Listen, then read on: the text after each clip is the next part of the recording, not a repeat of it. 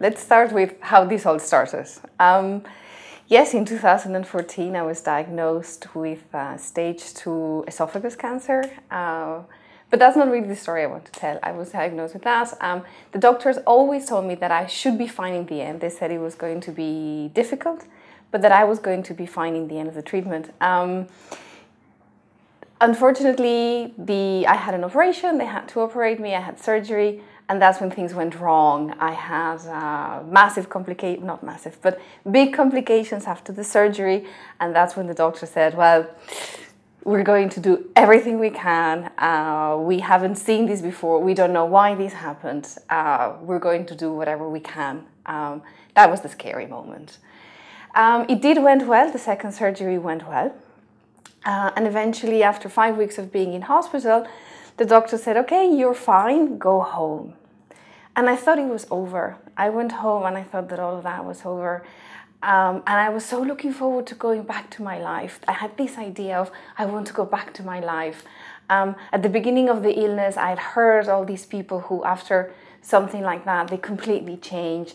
They decide to go off and farm organic carrot or do something totally different, travel the world. And I thought, that's not what's going to happen to me. I want to go back to my old life.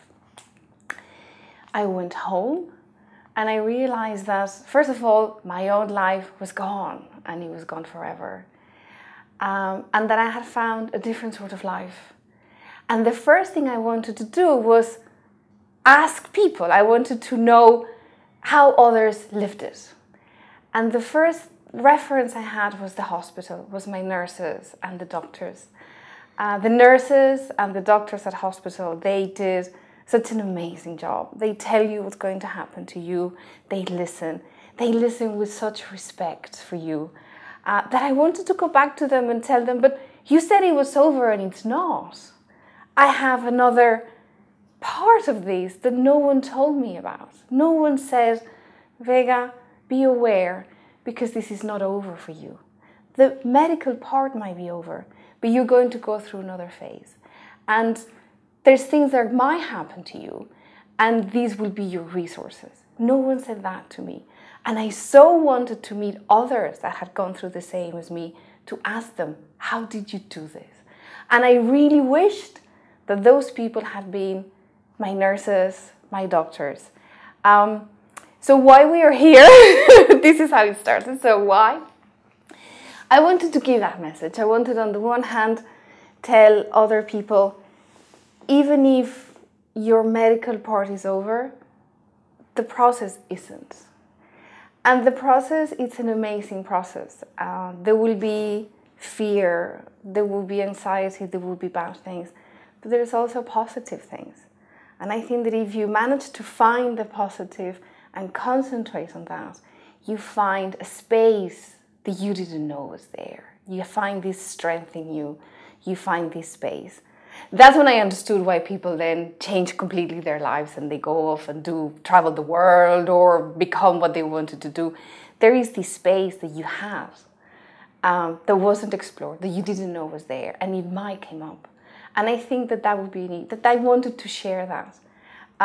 I also wanted to share with the nurses and the doctors, with the medical staff. I wanted to tell them how important the work they do is. And I wanted to tell them what happens to us after.